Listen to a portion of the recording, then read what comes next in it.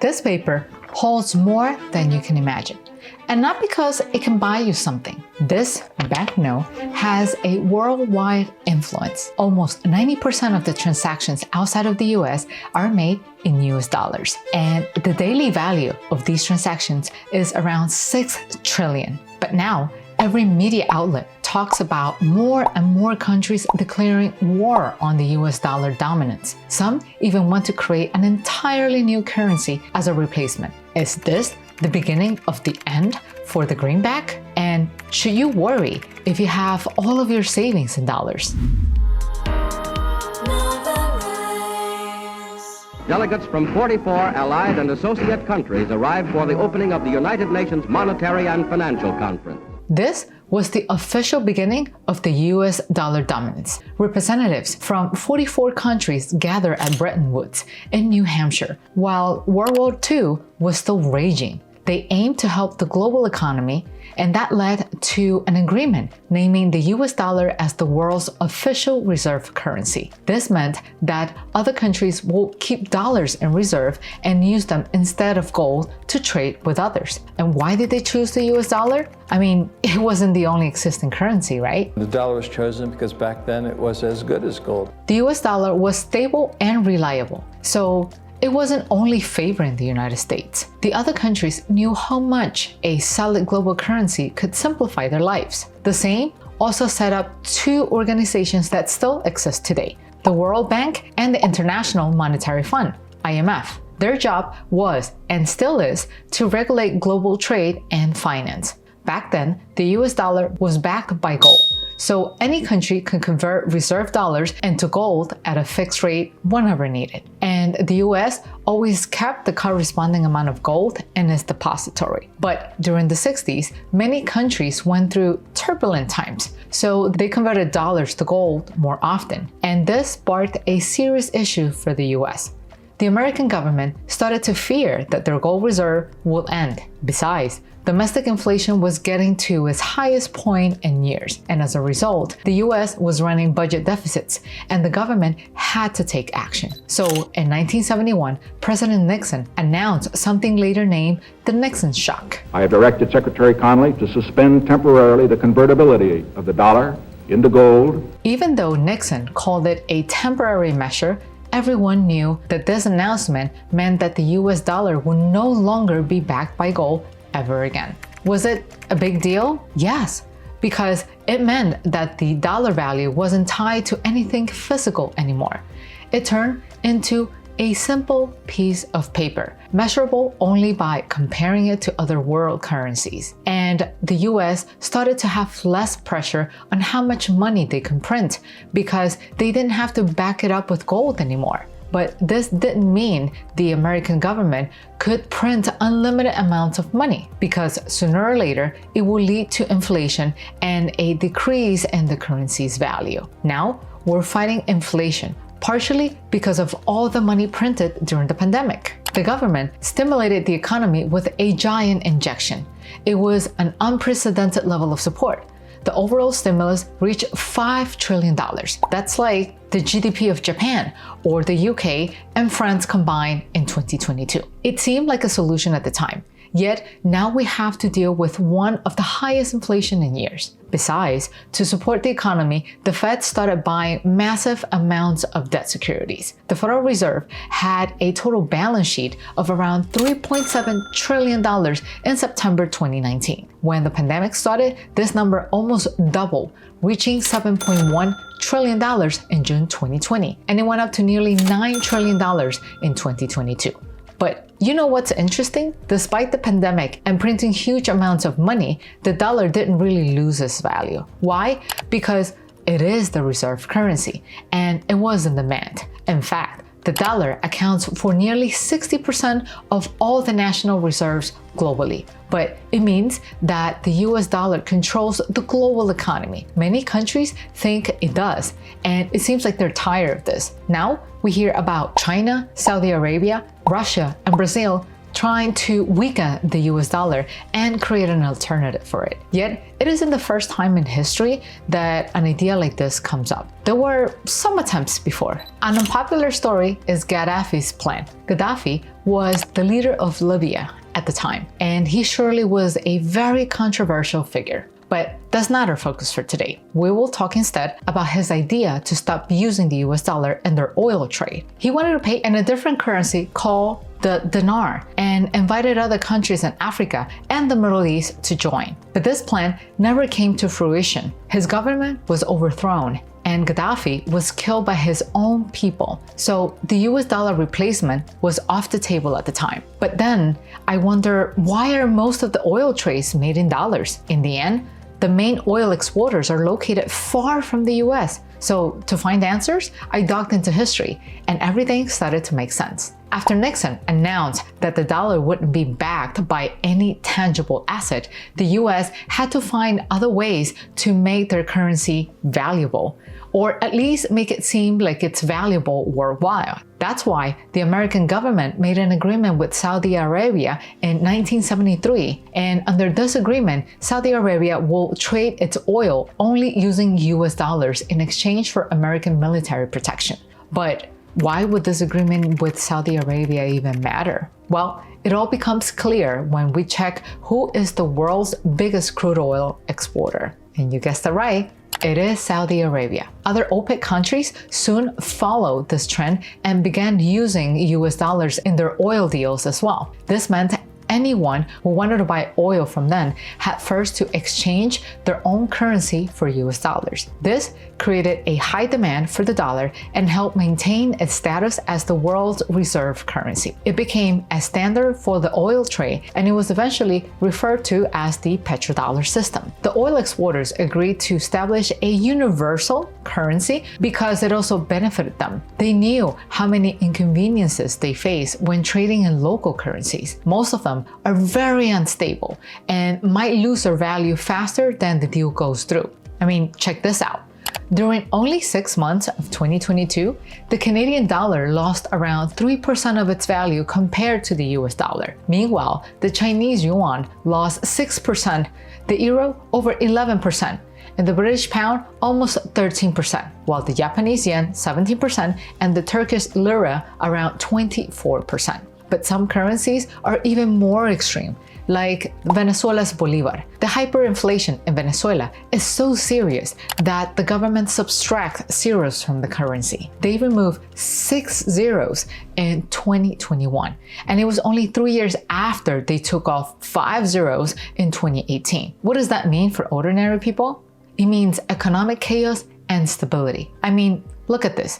This is how the price of coffee with milk changed in less than 1 year. In January 2021, you will pay slightly over 2 million bolivares for a cup of coffee, whereas only 9 months later, in September, that same drink will cost you over 7.8 million bolivares. This means that the price increased fourfold in less than 1 year. And why did I switch from crude oil to coffee? Well, let's transfer this hyperinflation scenario into another scenario where one country wants to trade with another one. If they do it in local currencies, everyone will only lose money because of such a dramatic inflation. People might say that the American economy benefits from having its dollar as the world's currency. Yet, the US dollar is one of the most stable currencies out there, and many countries benefit from using it as well. But now, more and more nations want to reduce their dependence on the US dollar. Is it easy to replace though? Let's find out. The dollar is used in 88% of foreign exchange trades. People have long discussed the possibility of the euro or yuan replacing the dollar,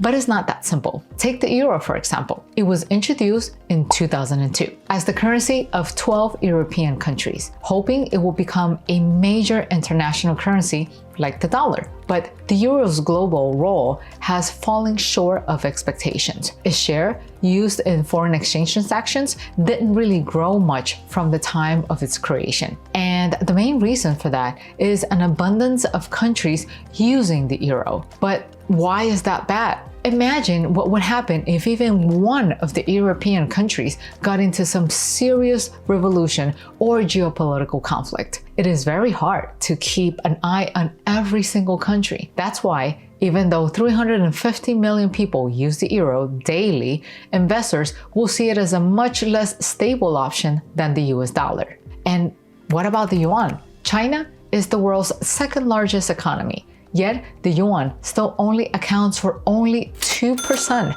of global transactions. That's a bit weird, isn't it? This is because China's financial market aren't as open as those in the US or Europe, making it harder for investors to buy assets with yuan. Another major reason why both the yuan and the euro lose to the US dollar is the American financial system. It is highly developed with a huge supply of safe and liquid government-backed assets. Besides, the US dollar has been widely used in international trade for decades and has proved to be reliable. Yet, some countries still can't live with the idea of depending on the American economy. This is BRICS, and it's basically a group of 5 countries: Brazil, Russia, India, and South Africa. They have been working jointly since 2009. Together, they represent around 42% of the world's population and about 30% of the global GDP. So their decisions can't go unnoticed. These countries are big players when it comes to international trading. They sell oil, gas, minerals, and all kinds of daily use products. For example, China ranks among the biggest exporters of electronic and automotive parts. India is the world's largest exporter of diamonds, while South Africa of platinum. When the countries are so big in terms of population and economy, want it or not, you have to count with them. And their strong alliances will sooner or later impact the global economy more than we could imagine. And if you think their collaboration isn't such a big deal, what if I told you that BRICS countries created their own common bank called a New Development Bank? The first multilateral development bank built by developing economies. They see it as their version of the World Bank. They also have something called the Contingent Reserve Agreement, which is their response to the IMF. So it looks like they're serious about what they're doing, and they might have many other things planned to separate themselves from the American influence. What are those? How about a brand new currency? Every year, the leaders of BRICS countries gather at the BRICS Summit to figure out how to cooperate more effectively. At one of those summits, they agreed to create a new currency. Why? Well, they want to reduce the world's dependence on the US dollar. They also believe a new currency will lead to a more fair international economy. Their idea is to create a basket of currencies of the BRICS countries, and their joint worth will determine the value of the newly created money. Will this work better than the dollar though? Well, on the other hand, this reduces dependence on one currency. Yet we go back to the same issue with volatility. Only now we will have to watch for the stability of 3, 4, and even 5 currencies instead of only one. There's another aspect that will differentiate this new currency from the dollar. The BRICS countries plan to back it with gold, oil, and gas, making it more stable and less reactive to inflation. But having a gold-based currency isn't a miracle solution for stability, because gold also has fluctuations in value. And in this case, the currency isn't tied to the GDP, but to a price of a metal that you can't really influence. So there's no perfect system. Yet, in the current economy, we have more instruments to regulate national currencies. And if we use them smartly, they give us the flexibility to react to the changing world's condition. Yet, it isn't just BRICS countries that are preoccupied with the dollar dominance. Another country that likes the idea of de-dollarization is Saudi Arabia. Yes, exactly the country that helped keep the US dollar as the world's currency back in the 70s. What if Saudi Arabia decides to stop using dollars for its oil trade? Well, first of all, this will mean the end of a 50+ year long petrodollar area. Besides, it could potentially lead to other countries following this trend and stop using the US dollar as well. This will reduce the demands for dollars and lead to a decline in its value. And on top of that, Saudi Arabia is actually interested in joining BRICS, or at least strengthening the cooperation with the group. But we don't have to go that far east to find countries that want to rely less on the US dollar. The president of France, Emmanuel Macron, also thinks they should reduce their dependence on the greenback to avoid becoming vassals, meaning a country of second rank. So the tendency of de-dollarization isn't regional. It is spreading all over the world. And some experts say that de-dollarization is happening at a stunning pace. Now, the dollar represents around 58% of reserves, down from 73% in 2001. So, is this the end of the US dollar era? Even though it sounds like a great headline, it is easier said than done. At least a big change like this can't happen overnight. But are there some things you should worry about? How can this de-dollarization movement impact the US dollar dominance? I mean, we don't know how the new BRICS currency would affect the US dollar.